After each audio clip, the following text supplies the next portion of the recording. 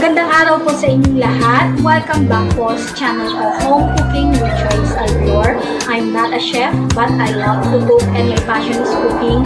So I want to share with you guys my recipes in my cooking.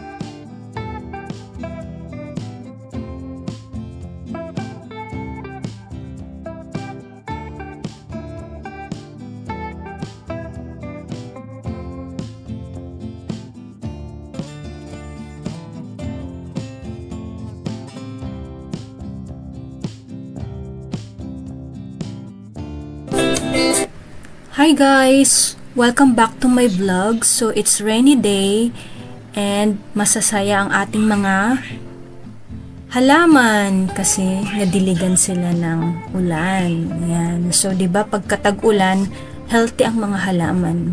Makikita mo yung mga green leaves, napaka-healthy nila. Ayan. Okay, so for today guys, magluluto na naman tayo ng another simple and murang ulam na pwede nyo rin lutuin sa inyong tahanan. I will share to you my version of ginatang langka. So, very easy lang ito for sure. Marami na ang nakakaalam sa inyo nito. But, what's my version?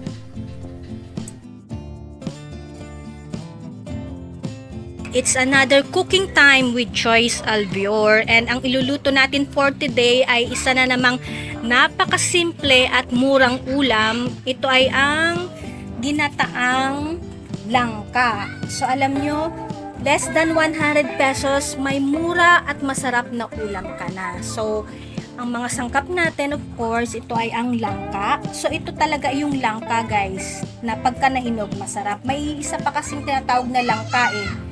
Hindi ko lang alam yung parang medyo bilog. Pero ito, yung langka talaga. And alam nyo, binili ko lang ito worth 20 pesos. 1/4 lang ata to. Kasi konti lang naman kaming kakain. And of course, meron tayong gata worth 30 pesos. So, kasya na itong langka natin sa 30 pesos na gata. And ang 1 kilo ay 60 pesos. So, 1/2 to. 1/2 kilo. And of course, meron tayong pritong dilis. Yan o, maliliit na dilis. Sarap nito. Naprito ko na siya guys. So crunchy. So, sabihin natin na halagang 20 pesos itong pritong dilis. Ito yung isasahog natin. And, meron tayong sibuyas at luya. So, ito lang yung ingredients natin. Pwede nyong dagdagan ng sili kung gusto nyo ng medyo maanghang. So, another tipid ulam recipe for today. So, let's start cooking. So, sa boiling water, pakuluan muna natin guys ang ating langka. Ayan. So, gusto ko, pag nilagyan natin ng gata, yung langka natin ay ano na siya, luto na siya. Kasi minsan may mga langka ata na mahirap lutuin, kaya mas maganda na pakuluan bago natin gataan. Okay? So, that's my version. Pero kung gusto nyo naman na diretso na, it's okay guys. Ayan. So, pakuluan natin. Umuulan ngayon. Papalakas na ang ulan, kaya naririnig nyo yung patak ng ulan sa bubong namin. By the way, date na naman ako sa taas. Ayan, luto na siya. Umusok-usok. Ay, umusok ko eh. Maglagay tayo ng gata. Ito yung magiging mantika natin. Pag mamantikahin natin ang gata.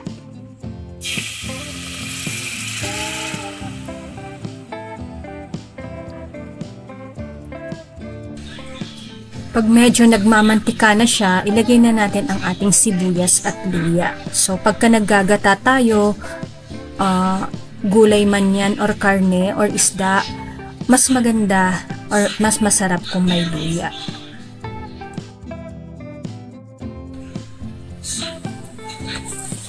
Ayan, so gusto ko ng medyo maanghang kaya naglagay ako ng chili oil.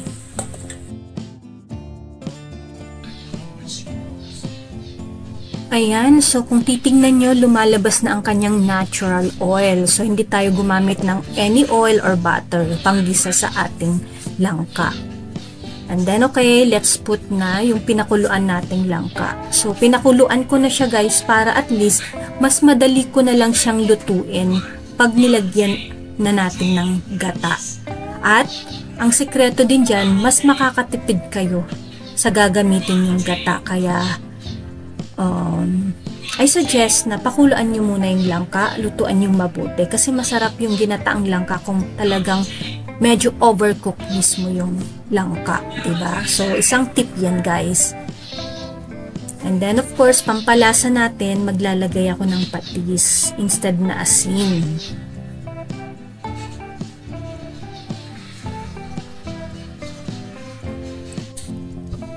Always remember to cook with love. Ayan, lagyan natin ng paminta. So, I suggest din na pamintang durog ang ilagay nyo.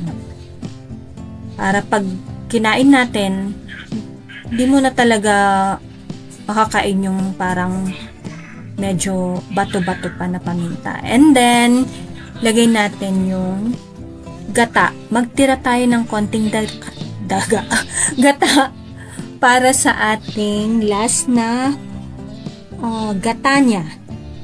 Pag lutong-luto na, ilagay mo yung huling gata. Ayan. So, lutuin lang natin ng few minutes. And then, yun na. Okay na siya. Ilalagay na lang natin ang ating sahog na pritong dilis.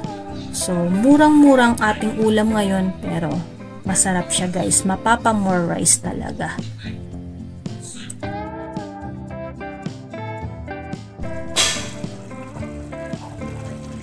Lagay natin yung natira pang gata. And okay na to, paluto na. Lutuin natin for 2 to 3 minutes. Then, all done.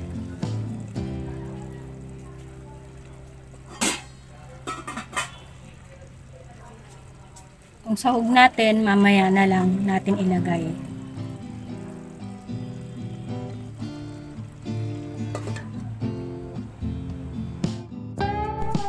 Okay guys, so here's my ginataang langka. Simple at murang ulam pero masarap at nakakabusog. So ilagay natin yung ating sahog na fried dilis.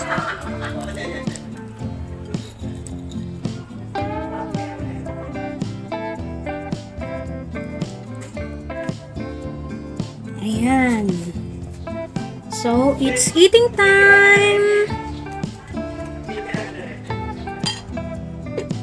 Thank you guys for watching, and always remember, in cooking, don't be afraid to experiment.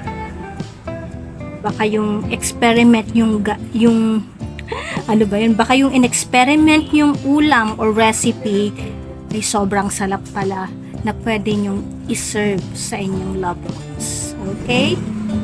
So, in cooking, always remember to cook with love and passion. Thank you guys for watching, and see you again on my next vlog. Bye for now. Yummy ulam!